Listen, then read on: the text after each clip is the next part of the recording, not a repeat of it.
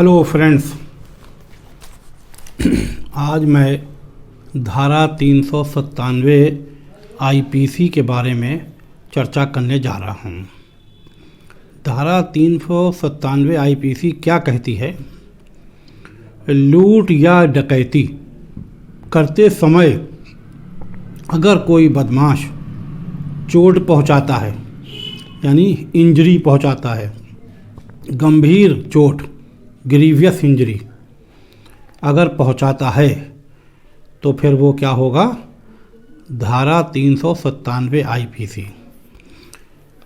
धारा 397 आईपीसी एक गिरोह यानी डकैतों का एक गिरोह जो 4 से ज़्यादा और 5 या उससे 10, उससे ज़्यादा 20, 50 अगर कोई गिरोह हथियारों का प्रदर्शन करते हुए डकैती डालने की कोशिश करता है या डकैती करता है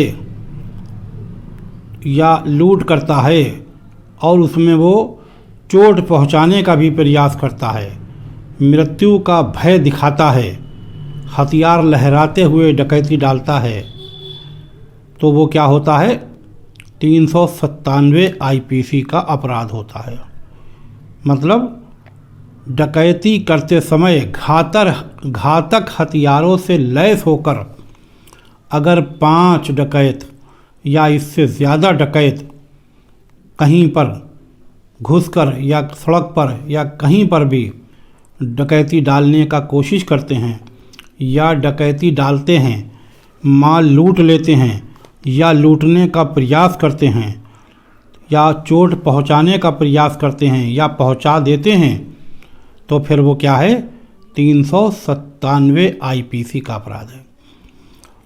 जैसे 379 मैंने आपको बताया है कि चोरी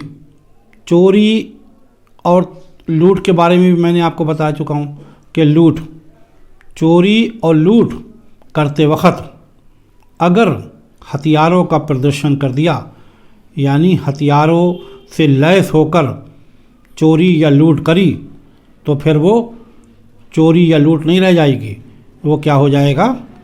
वो डकैती हो जाएगी, यानी वो 397 आईपीसी का अपराध हो जाएगा।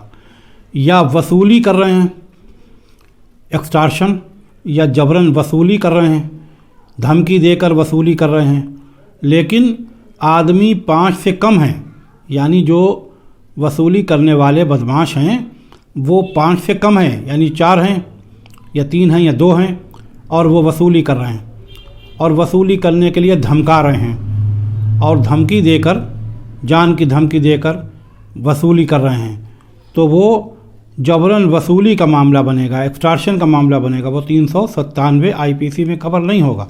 लेकिन अगर यही चोरी या लूट हथियार दिखाकर, हथियारों का भय दिखाकर, और हथियार कैसे? घातक हथियार जिनसे किसी की जान भी जा सकती है। घातक हथियार में क्या क्या होता है?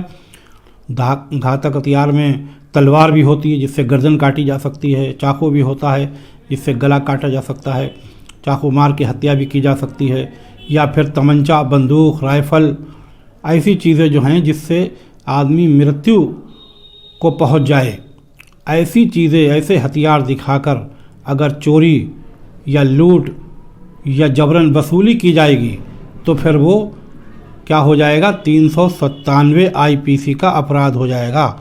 मतलब सीधे वो क्या हो जाएगी? डकैती हो जाएगी। लेकिन शर्त क्या है कि 4 लोग इससे ज़्यादा हों।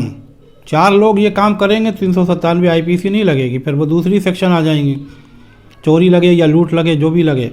लेकिन अगर 5 या 5 से ज़्यादा, फिर 5 से ज़्यादा में चाहे जितने हो जाएं, कोई लिमिट नहीं है, 10, 20, 50 जितने हो जाएं, मिल के पूरा गांव लूट लें, पूरा शहर लूट लें, बैंक लूट लें, पूरी फैक्ट्री लूट लें, कुछ भी लूट लें वो, तो फिर वो अगर 5 से ज़्यादा हैं या 5 हैं तो फिर वो 397 आईपीसी का अपराध हो जाएगा। और ये अपराध गंभीर किस्म का अपराध है, हीनियस क्राइम है, ये हीनियस क्राइम है और इसमें पुलिस बिना किसी वारंट के गिरफ्तार कर सकती है क्योंकि ये काग्निजेबल ऑफेंस है और ये ट्राइबल वाइज सेशन कोर्ट है और ये नॉन बेलेबल ऑफेंस है। और इसमें अगर दोषी पाए जाते हैं तो वो कितनी सज़ा पाएंगे? कम से कम 7 वर्ष की सज़ा तो मिलना ही है और बढ़ाई भी जा सकती है और जुर्माना भी होगा। और ये समझौता करने लायक अपराध नहीं है।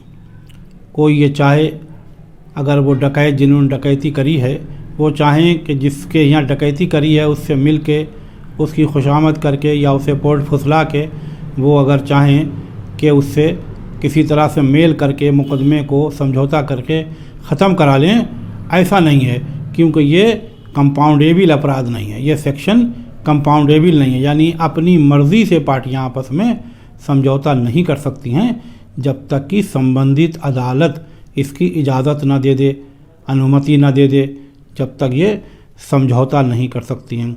नॉन बेलेबल ऑफेंस होने के नाते जेल तो जाना ही पड़ेगा, हर हालत में जेल जाना है, बिना जेल जाए नहीं बचेंगे।